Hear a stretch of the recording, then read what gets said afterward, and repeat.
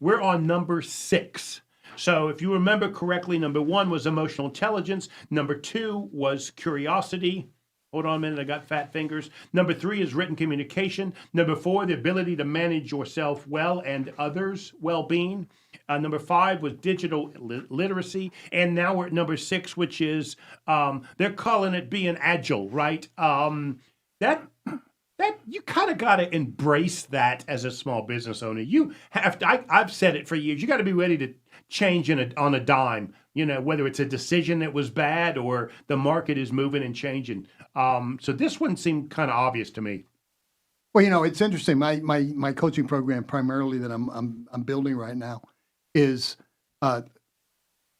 business. I'm sorry, principles from the locker room to the boardroom.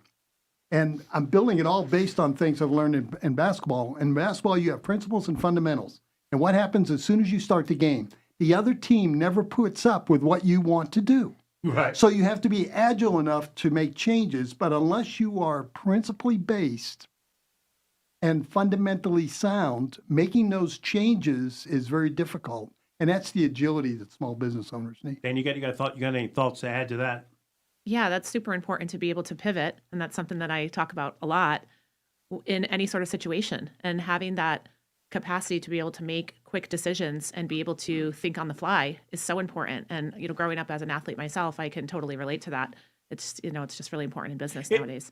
You got to wake up in the morning and sort of embrace that you're going to have to, correct? It's part of the game. If you can't pivot and, understand that is part of the business and learning how to do that, the quicker you can make decisions. Successful people make decisions very quickly. To me, you just hit on it. I agree with you. I was kind of going to say, I'm curious what both you guys think. If you can't do number 6, I don't think you want to be a small business owner. I mean, there was a time when I had 180 employees. Believe me, I woke up at 4:30 in the morning, and that phone started ringing with problems by 5:30, right? So either I embraced that the phone was going to ring with problems, or I probably shouldn't be in business. Would you agree with that, or can you manage and not being able to do this? Well, that's something I see on websites is people will put out an about page and never mention who they are.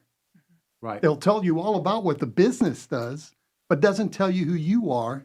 And I've been around 7 decades plus, and I have never done business. Dan, I told you he was old.